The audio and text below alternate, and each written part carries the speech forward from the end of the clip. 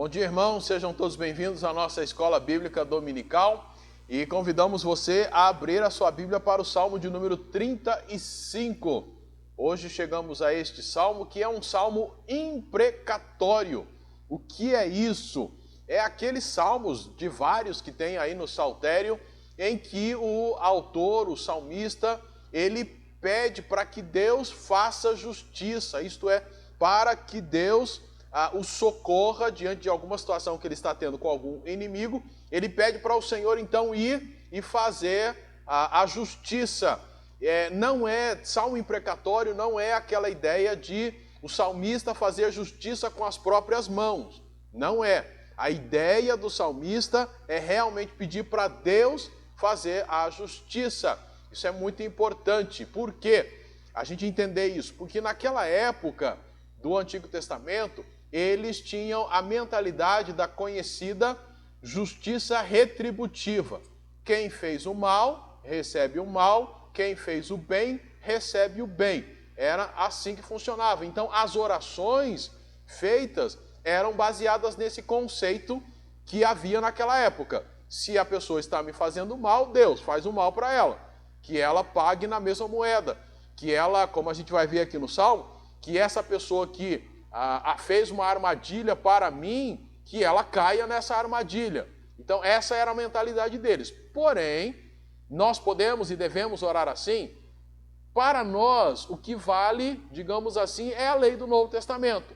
E a lei do Novo Testamento é a lei do amor, em que nós somos chamados, lá no Novo Testamento, a amar o inimigo, a orar pelo inimigo, a abençoar o inimigo e deixar que Deus cuide dessa pessoa. Percebe? Tanto no Antigo quanto no Novo Testamento, o cuidado final vai ser de Deus. O que muda um pouquinho é a mentalidade. Enquanto lá a mentalidade é, se ele me fez o mal, que ele receba o mal, aqui é, se ele me fez o mal, que Deus possa abençoá-lo, que eu possa demonstrar o meu amor para com ele, e Deus vai fazer aquilo que é o melhor. Entendeu? Percebe como funciona? Então, tendo isso em mente, a gente lê esse salmo imprecatório que tem 3 divisões. Tá? E a gente lê esse salmo imprecatório percebendo algumas coisas ou 2 coisas interessantes em cada divisão. Cada divisão vai ter 2 coisas. O clamor ou alguma situação de clamor e também louvor. Em todas elas vai ter as 2 coisas. A primeira parte, por exemplo, ele vai pedir proteção e vai, no final, louvar. Na segunda parte, ele vai falar sobre a perseguição que ele está passando e vai louvar. Na terceira parte, ele vai mostrar o seu medo de ser humilhado e vai louvar. Tá bom? Então, se quiser anotar aí, versículos 1 até o versículo 10 do Salmo 35 é o momento em que Davi pede proteção e louva o Senhor. Esse também é um salmo de Davi. Então, 1 a 10, Davi pede proteção e louva o Senhor. Versículos de 11 a 18, Davi fala da perseguição que ele está passando ou sofrendo e ele louva ao Senhor. Então, de 11 a 18, fala da perseguição e louva. E do 19 até o final, 28, ele teme, ele fica preocupado em ser humilhado e termina com louvor a Deus. Então ele teme a humilhação e louva. 19 a 28, teme a humilhação e louva. Só repetindo, versículos 1 a 10, pede proteção e louva. 11 a 18, fala da perseguição e louva. E 19 a 28, teme a humilhação e louva. Então vamos lá, começando o nosso salmo, o momento em que Davi pede ao Senhor para protegê-lo e ao mesmo tempo ele louva ao Senhor. Lembrando dessa mentalidade que havia naquela época. O mal, o que faz mal, recebe o mal, quem faz o bem, recebe o bem. Nós vivemos debaixo da lei do Novo Testamento, que é a lei do amor. Amar ao próximo, amar os inimigos, orar para que eles sejam abençoados e deixá-los para que o Senhor cuide deles da melhor maneira possível. No Antigo Testamento não havia justiça com as próprias mãos. O que havia era deixar para o Senhor cuidar também deles. Então, tanto um quanto o outro combina um pouquinho muda a mentalidade. Começa assim o Salmo 35. Senhor, defende-me. Salmo 35, a partir do versículo 1 até o versículo de número 10. Senhor, defende-me dos que me atacam, luta contra os que lutam contra mim. Toma o escudo pequeno e o grande e levanta-te para me socorrer. Empunha a lança e a flecha contra os que me perseguem. Dize a minha alma, eu sou a tua salvação.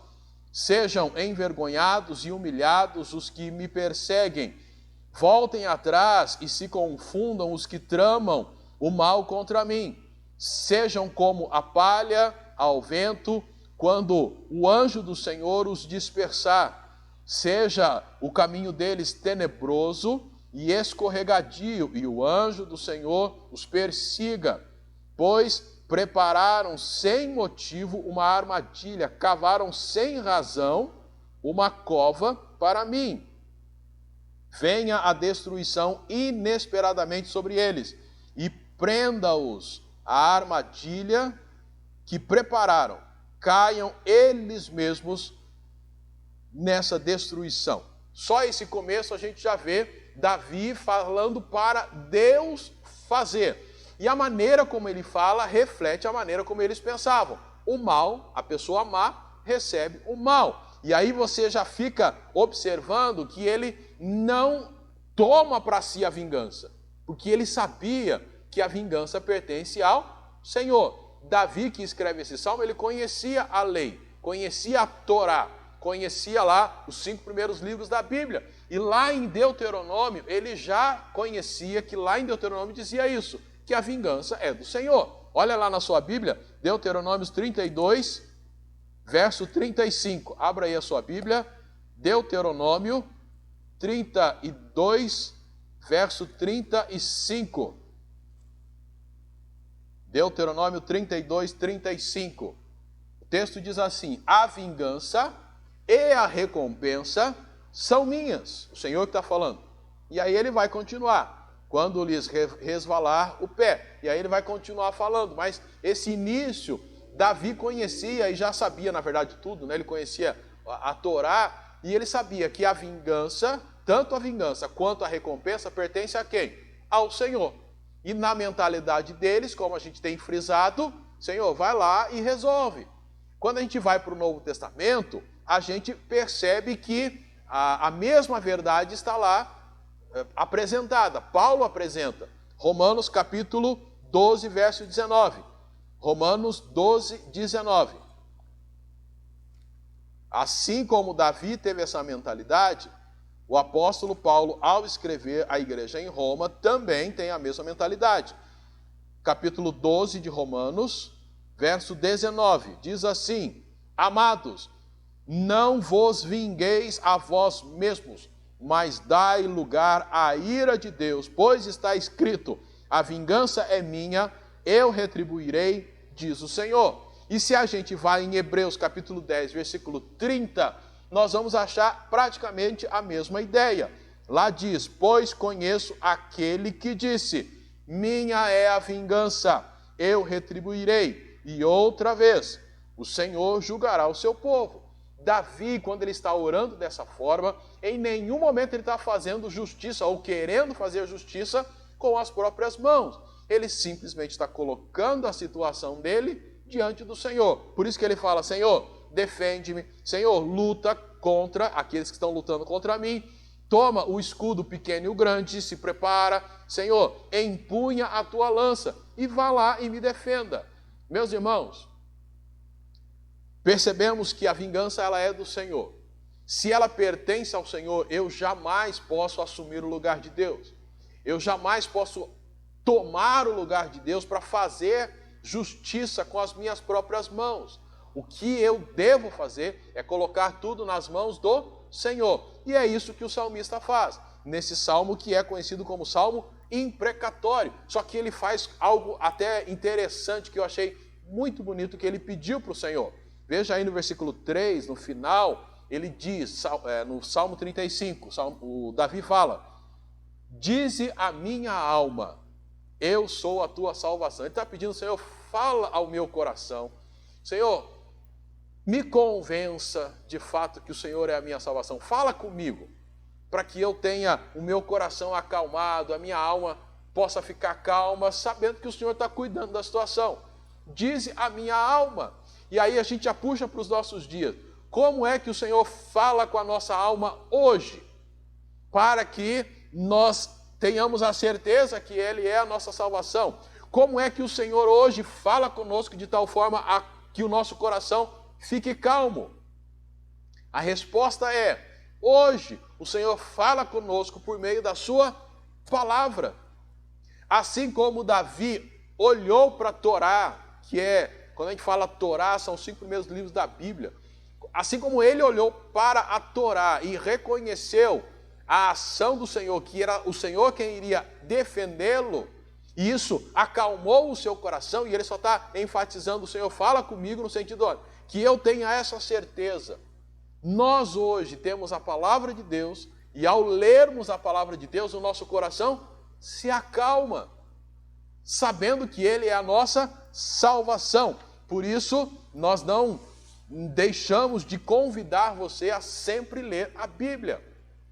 E quando você lê a Bíblia, você começa a descobrir cada vez mais a ação do Senhor na tua vida, seja em qualquer situação que você esteja vivendo, inclusive para aprender a orar e realmente colocar todas as coisas nas mãos do Senhor. E Davi, então, ele continua, e aí ele vai falar várias coisas, do versículo 4 até o 6, pedindo para que os seus inimigos sejam envergonhados, que eles sejam como a palha, que o caminho deles possa ser escorregadio, possa ser como trevas, enfim. Ele vai pedindo: Senhor, faz tudo o que o Senhor entender que deve ser feito para que eles paguem o mal que eles estão fazendo contra mim. De novo, a mentalidade daquela época era: as pessoas que fazem o mal recebem o mal, as pessoas que fazem o bem recebem o bem.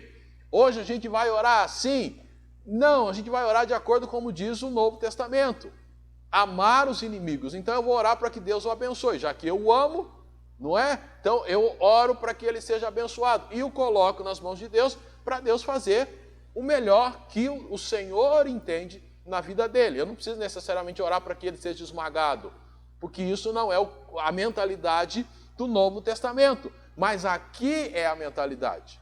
E quando a gente olha em Provérbios, a gente vai descobrir também dentro dessa mentalidade que o caminho dos ímpios é como a escuridão, e eles tropeçam sem nem saber onde. Eles se perdem. E é claro, hoje nós também vemos pessoas que são maldosas, vivem cultivando o mal, elas sem perceber caem, às vezes até na própria cova, mas isso com a permissão do Senhor, e é o Senhor quem resolve se isso vai acontecer ou não. Mas no Antigo Testamento isso acontecia. Esta era a visão dessa justiça retributiva. Por que Davi queria isso? Versículo 7. Pois preparam sem motivo, e a ênfase de Davi é no sem motivo, uma armadilha, cavaram sem razão uma cova para mim. Então que venha destruição inesperadamente sobre eles e prenda-os. A armadilha que prepararam, caiam eles mesmos nessa destruição. Então Davi está dizendo: olha, então que tudo que eles estão planejando contra mim, sem motivo, e realmente a gente não sabe qual é o contexto desse salmo, mas o que Davi está dizendo, eu não sei porque que eles estão me perseguindo, e nós, ao estudarmos os salmos, não sabemos qual foi o motivo por que Davi foi perseguido, em nenhum momento. Mas seja como for, ele está dizendo: olha, eu não sei por que eles estão me perseguindo desse jeito. Então, Senhor, que volte tudo para eles, aquilo que eles estão planejando contra mim. E aí, então, Davi vai terminar essa primeira parte em que ele está pedindo a proteção, louvando ao Senhor, ou garantindo que ele louvaria o Senhor. Veja versos 9 e 10. Então minha alma se regozijará no Senhor e se alegrará na sua salvação. Todos os meus ossos dirão: ó Senhor, quem é como tu, que livras o fraco de quem é mais forte do que ele? Sim, o pobre e o necessitado daquele que o rouba. Davi está dizendo: Senhor, faz isso, cuida de mim, seja a minha salvação, e eu vou louvar ao Senhor, eu vou me alegrar em ti. Todo o meu ser, a ideia de todos os meus ossos é todo o meu ser vai dizer e ficar alegre, porque realmente o Senhor é aquele que salva o pobre, salva o necessitado daquele que o rouba. A ideia de Davi é: eu vou louvar ao Senhor. ênfase aí para a expressão dele, a maneira como ele diz, como ele garante que vai louvar ao Senhor. E a maneira como ele fala é aquela forma assim: eu sei que Deus vai cuidar de mim, então já estou garantindo que eu vou louvar ao Senhor. E meus irmãos, minhas irmãs, isso lembra um pouquinho aquela ideia lá de Abacuque, capítulo 2, se você quiser abrir Abacuque 2, versos 2 a 4, um dos livros aí, no finalzinho do Antigo Testamento. Abacuque, ele está, não sei se vai ajudar alguma coisa, mas ele está antes de Sofonias, depois de Naum, tá bom? Mas acha aí na tua Bíblia, Abacuque capítulo 2, versos 2 até o 4. No futuro, Davi disse: olha, eu vou louvar ao Senhor, cuida de mim e realmente eu vou louvar ao Senhor. E no capítulo 2 de Abacuque, a gente observa o momento em que Abacuque também está passando por uma situação em que ele vê algumas coisas que na opinião dele não estão muito legal, e a pergunta dele, assim como Davi, é: até quando? Até quando que essa situação vai continuar? E tanto Abacuque como Davi têm uma coisa em mente: o Senhor vai fazer, o Senhor vai me salvar. E o que Abacuque fala se encaixa muito bem nesta certeza. Abacuque 2, verso 2.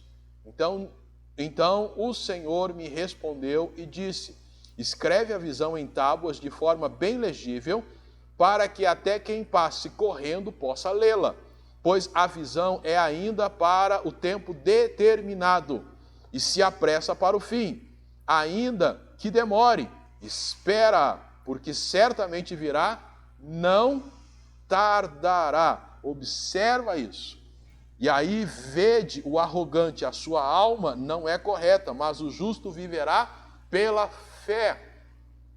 Nós, justos, Davi, justo, Abacuque, justo, vivemos pela fé. Fé de que o Senhor cuida de todas as nossas situações. Por isso podemos, mesmo enquanto estamos pedindo proteção, já garantir, digamos assim, a Ele o nosso louvor, a nossa adoração, sabendo que Ele cuida de nós em todo o tempo. Meu irmão, minha irmã, eu não sei e não tem como eu saber o que você está vivendo, mas seja lá o que for, assim como Davi se antecipou dizendo: Senhor, eu vou louvá-lo, nós podemos fazer o mesmo, dizendo: Senhor, eu vou louvá-lo, porque eu sei que o Senhor cuida de mim, por isso eu posso pedir a Ti que me proteja. Mas veja aí o que continua dizendo a partir do versículo 11, onde chegamos à segunda parte do Salmo, quando Davi fala da perseguição que ele está sofrendo e ao mesmo tempo ele louva ao Senhor. De 11 até o 18. Testemunhas perversas levantam-se e interrogam-me sobre coisas que eu desconheço. Pagam-me o bem com o mal, causando-me luto na alma. Mas, quando eles estavam enfermos, eu me vestia de panos de saco, humilhava-me com jejum e orava, reclinando a cabeça sobre o peito. Agia como se fossem meu amigo ou irmão. Eu andava cabisbaixo e lamentando-me, como quem chora por sua mãe. Mas quando eu tropeçava, eles se alegravam e se uniam, homens miseráveis que eu não conhecia, uniam-se contra mim e difamavam-me sem cessar. Como zombadores hipócritas, rangiam com maldade os dentes contra mim. E aí ele pergunta: ó Senhor, até quando contemplarás isso? Livra-me da violência deles, salva-me, ou salva minha vida dos leões. Não sei se os irmãos conseguiram perceber Davi começa lá no 11 falando assim, eles me interrogavam e eu não sabia nem qual era o assunto. Eles me questionavam e eu não sabia o assunto. Mas parece que o que mexeu muito com Davi é o que ele diz no 12. Pagavam-me o bem com o mal, causando-me luto na alma. Olha que expressão forte. Luto na alma é a ideia de uma tristeza profunda. E por quê? Porque no 13 Davi falou assim, quando eles ficavam doentes, eu orava por eles. Eu fazia até jejum, vestia pano de saco, que era uma forma de humilhação naquela época, de se humilhar diante do Senhor. Eu reclinava minha cabeça buscando o Senhor em oração. E esta expressão que na tradução que eu uso diz, reclinando a cabeça sobre o peito, algumas outras versões já deixam mais claro que é a ideia de oração sem resposta. Isto é, Davi estava orando, mas parece que a resposta não vinha. Mas mesmo assim, Davi, versículo 14, agia para com eles como se eles fossem amigos, como se eles fossem irmãos. E por causa deles, Davi até andava cabisbaixo, triste. Por quê? Porque eles estavam doentes. Só que qual foi o pagamento que Davi recebeu? Versículo 15. Mas quando eu tropeçava, quer dizer, quando eu dei uma deslizadinha, uma escorregadinha, fiz alguma coisa de repente que não devia ter feito, eles se alegraram, se uniram, homens miseráveis que eu nem conhecia, se uniram contra mim e começaram a falar mal de mim, e falavam sem parar, como zombadores hipócritas, eles mexiam os dentes, rangiam os dentes com maldade. Davi ficou muito mal, e essa descrição aqui é de fato que muitos de nós já experimentamos. Alguns de nós já fez o bem para alguém e recebeu como pagamento mal. Se ajudou a pessoa no máximo que pôde, estava ali sempre presente. E quando você precisou, quando você deu uma escorregadinha, a pessoa começou a rir de você, falar mal de você. É isso que o salmista aqui está falando. Eles pagam o bem que eu fiz para eles, eles pagam com o mal. Por isso que nós nos identificamos muito com os salmos. Porque o que Davi passou é o que nós passamos. Agora, sofrer injustamente não é privilégio meu e nem seu somente.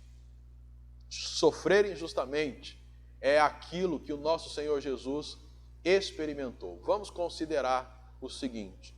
Jesus deixou o céu, veio viver neste mundo. Neste mundo, ele viveu como qualquer um de nós, exposto a todas as coisas ruins que há neste mundo, a todas as tentações, nunca pecou. Mas aqui ele foi rejeitado, foi humilhado, morto. Ressuscitou, hoje está vivo no céu, e até hoje tem pessoas que pagam com rejeição todo o amor que ele nos dedicou. O que Davi está falando aqui é aquilo que Jesus claramente experimentou e aquilo que alguns de nós também experimentam. Não no nível de Jesus, é claro, mas assim como nós hoje fazemos o bem para algumas pessoas que não se importarão conosco, Davi experimentou isso, Jesus experimentou isso. Por isso que ele disse que esta situação causava luto na sua alma. E aí então ele fala, Senhor, até quando o Senhor vai contemplar isso e não vai fazer nada? Até quando? E aí ele pede, livra-me da violência deles, salva minha vida dos leões. O pessoal lá era tão mal que o Davi os compara a leões. Até quando? Talvez você já perguntou isso várias vezes. Senhor, até quando? Eu não sei há quanto tempo você está vivendo alguma situação, mas você talvez já tenha perguntado, Senhor, até quando? Quando a gente vai para o Novo Testamento, a gente descobre que o Senhor não permite peso maior do que aquele que a gente consegue suportar. O apóstolo Paulo, quando estava com uma determinada enfermidade, que não é muito bem esclarecida, mas é chamada apenas de espinho na carne, ele pediu por várias vezes a cura. E o Senhor respondeu, a minha graça te basta, porque o meu poder se aperfeiçoa na fraqueza. A resposta ao até quando, talvez seja aquilo que Abacuque disse, se demorar, espera-o, não tardará, certamente virá, ou certamente virá, não tardará. Na hora certa do Senhor, a solução virá, a resposta virá. Até quando? Só o Senhor sabe. E até quando o tempo não chegar, faça como Davi, louve. Verso 18. Então te darei graças na grande assembleia e te louvarei entre grandes multidões. Isso aqui é muito importante. Ele vai louvar, mas observe que agora ele cita que ele vai louvar ao Senhor ou dar graças ao Senhor na grande assembleia e vai louvar ao Senhor entre grande multidão. A assembleia aqui indicava a reunião do povo de Deus, normalmente lá no templo para adoração. E o que é interessante é que um outro personagem bíblico teve momentos de sofrimento, que foi Elias. Elias, lá no seu combate contra os profetas de Baal, e também contra o rei Acabe e a sua esposa Jezabel, passou por maus bocados. Só que uma diferença entre Davi e Elias é que Elias se sentia sozinho. Pode abrir aí a sua Bíblia lá em 1 Reis capítulo 18. A diferença de Davi para com Elias é que Elias dizia, eu estou só, e ele repete isso várias vezes. 1 Reis capítulo 18, verso 22. 1 Reis 18, o verso 22. Então Elias disse ao povo, só eu restei dos profetas do Senhor, mas os profetas de Baal são 450. Então agora ele fala com o povo, só eu restei dos profetas do Senhor. Capítulo 19, versículo 10. Capítulo 19, versículo 10. Agora é o momento em que ele já está em uma caverna e o Senhor conversa com ele. E aí no verso 10 ele respondeu, tenho sido muito zeloso pelo Senhor, Deus dos exércitos, porque os israelitas abandonaram a tua aliança, derrubaram os teus altares e mataram teus profetas pela espada. E aí vem, e fiquei eu, somente eu, e procuram tirar minha vida. No mesmo capítulo 19, agora o verso 14, ele continua. Ele respondeu, tenho sido zeloso pelo Senhor, Deus dos exércitos. Ele fala a mesma coisa, na verdade. Porque os israelitas abandonaram a tua aliança, derrubaram os teus altares e mataram os teus profetas pela espada. E fiquei eu, somente eu, e procuram tirar-me a vida. Observe a diferença de Davi com Elias, os dois passando por problemas. Davi fala assim, bom, eu vou dar graças ao Senhor no meio da assembleia, vou te louvar no meio da multidão, do povo de Deus, eu vou estar lá com eles, vou louvar o Senhor. Mas Elias está passando por problema, ele fala o quê? Só eu fiquei, uma lamúria total, um choreiro danado. O Senhor foi lá falar com ele e só eu fiquei. E ele falou para o povo, só eu fiquei. Ninguém mais ficou. Mas Davi, olha, eu tenho uma multidão de gente lá, eu vou louvar o Senhor lá no meio deles. Para Elias, o Senhor então acaba ouvindo tudo isso, o Senhor é muito paciente, ouve toda a lamúria dele, mas depois calmamente, você pode ler depois a história, calmamente, tranquilamente, o Senhor lá no verso 18 do capítulo 19, aí no mesmo capítulo 19, verso 18, ele vai falar o seguinte para Elias, mas deixei 7.000 em Israel, todos os joelhos que não se dobraram a Baal, e toda a boca que não o beijou. O que Elias estava falando?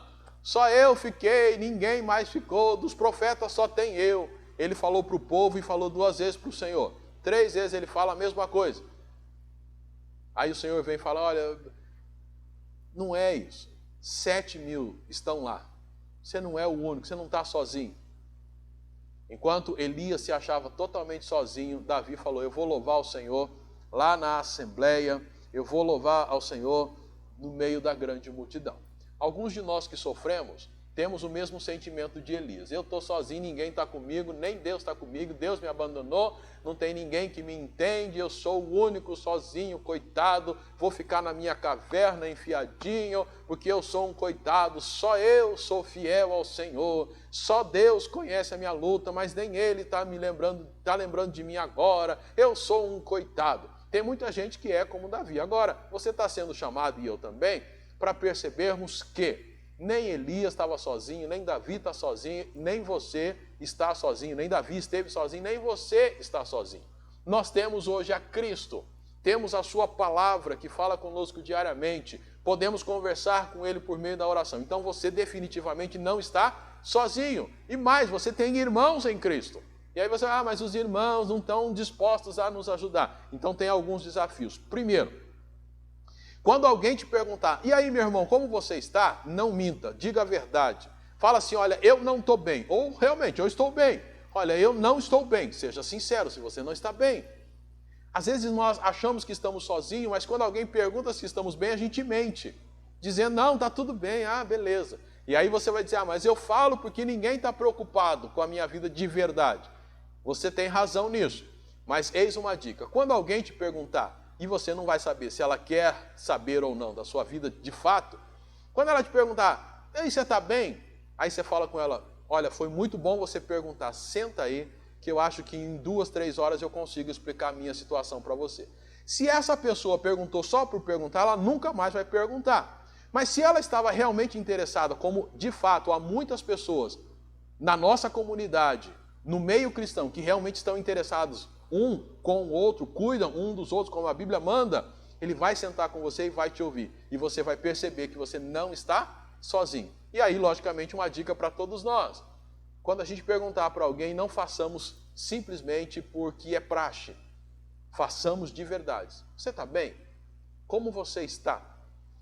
Prontos para ouvir, olha, eu estou bem. Ou para ouvir, olha, eu não estou bem, estou precisando de ajuda. E aí, como irmãos em Cristo, vamos fazer o que Davi fez. Orar, jejuar, fazer o que for possível para ajudar aquela pessoa. Mas a verdade bíblica é que nós não estamos sozinhos. Talvez por não vivermos a verdade bíblica é que nos sentimos sozinhos. Nos sentimos sozinhos porque não lemos a Bíblia. Nos sentimos sozinhos porque não comunicamos aos nossos irmãos em Cristo, olha, eu estou com uma necessidade. Vocês podem me ajudar? Seja ela qual for, o povo de Deus está aí. Talvez alguns vão dizer, olha, eu não sei nem por onde começar a te ajudar, praticamente. Mas praticamente nós podemos começar orando juntos, agora.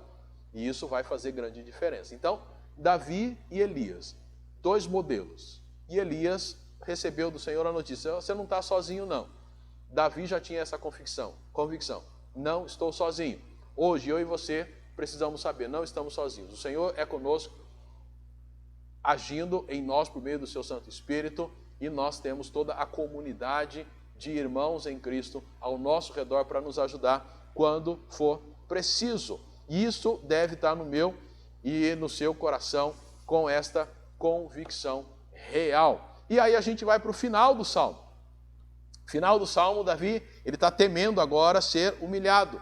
E o verso 19, ele diz, não riam de mim os que por nada são meus inimigos, nem tramem com olhares os que me odeiam sem motivo, pois não falam de paz, pelo contrário, inventam palavras enganosas contra os que vivem quietos na terra. Olha que coisa interessante, muito atual, né? Escancaram contra mim a boca e dizem, nossos olhos viram. Tu vistes, Senhor, não te cales, Senhor, não te distancies de mim. Acorda e desperta para o meu julgamento, para a minha causa, Deus meu e Senhor meu. Senhor meu Deus, justifica-me segundo a tua justiça, e não se regozijem eles por minha causa. Não digam no coração, vede, cumpriu-se o nosso desejo. Não digam, acabamos com ele. Sejam envergonhados e juntos cobertos de vexame os que se alegram com a minha desgraça. Cubram-se de vergonha e de confusão os que me desprezam.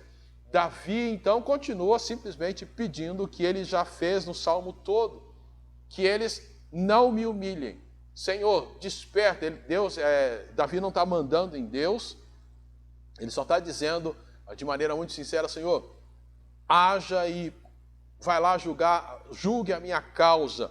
E a gente sabe que ele não está mandando em Deus, ele não está sendo desrespeitoso no verso 23, principalmente pelo final, onde ele termina dizendo, Deus meu e Senhor meu. Isso é uma forma de respeito, de submissão ao Senhor. Senhor, que eles não me humilhem, que eles que estão me acusando, vindo para cima de mim sem motivo, sem causa, não tem justificativa nenhuma, que eles não cheguem ao ponto de falar assim, nós conseguimos acabar com ele. Senhor, então venha e haja a meu favor, cuide da minha vida. Essa é a oração que eu e você, nós podemos fazer. Que essas pessoas que estão aí levantando mentiras, que estão inventando coisas, que estão nos fazendo sofrer, que nós possamos colocá-la nas mãos de Deus para que Deus cuide delas. E enquanto isso, pela mentalidade do Novo Testamento, vamos amar essas pessoas, vamos orar por essas pessoas para que elas sejam abençoadas e cuidadas pelo Senhor. A vingança pertence ao Senhor. Mesmo que você tenha todas as oportunidades, que você não venha a agir dessa forma. É interessante porque Davi, que escreve este salmo, quando perseguido por Saul, numa outra situação talvez, ele teve a oportunidade de fazer justiça com as próprias mãos, mas ele tinha na sua mente, a vingança não é minha, é do Senhor. O Senhor vai cuidar dele. Então, de tal forma, mesmo com a mentalidade retributiva, Davi agiu com a mentalidade geral da Bíblia que a vingança não é minha, é do Senhor. O trato é do Senhor. E o que o Novo Testamento revela para nós é o amor de Cristo. Devemos amar os nossos inimigos assim como o Senhor nos amou. Orar para que eles sejam abençoados. E aí o Salmo vai terminar. Versículo 27. Cantem de júbilo e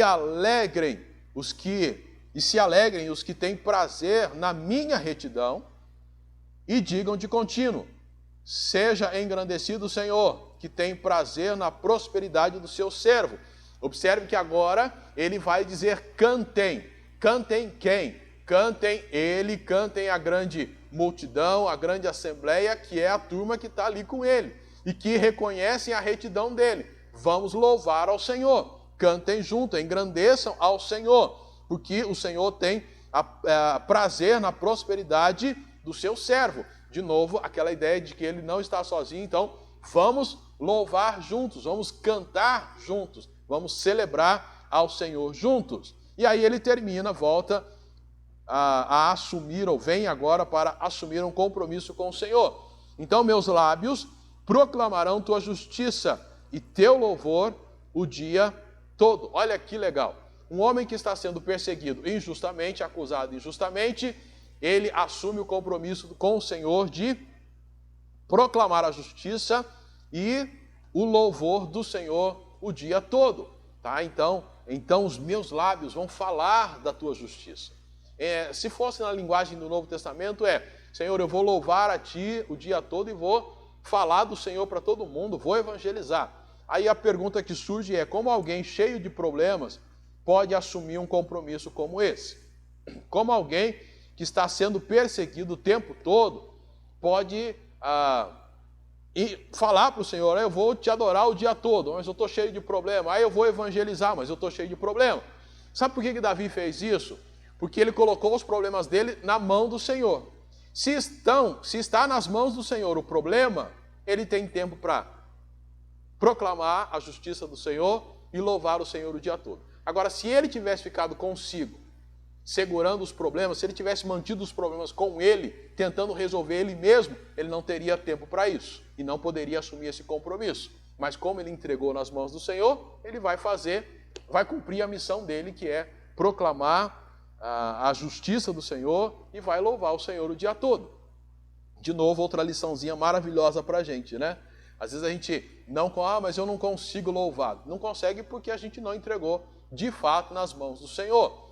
A gente não consegue proclamar a justiça do Senhor porque a gente de fato não entregou os problemas todos nas mãos do Senhor. A gente está segurando e tentando resolver. Ou mesmo que a gente fala que entregou, a gente está segurando boa parte ali, deu um pouquinho para o Senhor, mas segura a outra parte, como se o Senhor não fosse capaz de resolver tudo sozinho, então a gente fica segurando ali. É claro, quando a gente fala isso, a gente sabe que isso não é fácil. Eu também tenho as mesmas lutas de entregar totalmente as questões ao Senhor, mas esse é o desafio para todos nós. É isso que o Senhor quer. Ele está dizendo, deixa que eu faço, deixa que eu cumpro. Simplesmente assim. É esta a maneira como o Senhor deseja que eu e você façamos. E é dessa maneira que Davi termina o Salmo. Ele diz, eu vou proclamar a justiça do Senhor e vou louvá-lo o dia todo. Até quando? Até quando o Senhor entender que é hora dele resolver a minha situação. E eu simplesmente vou confiar plenamente nele. Gente, Davi teve e nós temos um Deus maravilhoso, que cuida de nós, quer cuidar de nós, e hoje, quando a gente olha para o Novo Testamento, a gente descobre o amor desse Deus por nós, que é tamanho que ele foi capaz de enviar o seu Filho Jesus para morrer na cruz em nosso lugar, para que nós pudéssemos obter o perdão e assim pudéssemos nos aproximar de novo de Deus. E pudéssemos também contar com o Senhor nos momentos de luta. E ele, ao fazer isso, ele diz que todo aquele que realmente crer no Senhor Jesus será salvo, poderá ter esse acesso a Deus e poderá desfrutar desta ajuda, desta companhia, da ação poderosa do Senhor Jesus em nossa vida em todos os momentos. Basta que você receba a Jesus como Senhor da tua vida para que então você seja salvo. Quando fazer isso? Hoje, agora, este é o momento de você reconhecer que é pecador, confessar a Jesus como Senhor e pedir para que Ele seja, de fato, o Salvador da tua vida. Negue tudo e todas as outras coisas que se colocam como Deus na sua vida. Deixe todas elas para receber somente a Jesus. E, assim fazendo, consagre totalmente a sua vida a Ele, busque constantemente ler a palavra, buscando ali crescer e buscando cada vez mais a santificação, para que você esteja pronto e seja aceito pelo Senhor para passar a eternidade com Ele lá no céu. Este é o nosso convite, este é o nosso desejo. E até quando? Não sabemos. Davi também fez essa pergunta, e mesmo antes de receber a resposta, ele assumiu o compromisso de louvar ao Senhor, tanto individualmente como em grupo, e assumiu individualmente o compromisso de proclamar a justiça do Senhor e louvar ao Senhor o tempo todo. Que seja essa também a nossa decisão até que a solução venha. E mesmo que ela não venha nesta vida, creia que na eternidade tudo estará resolvido.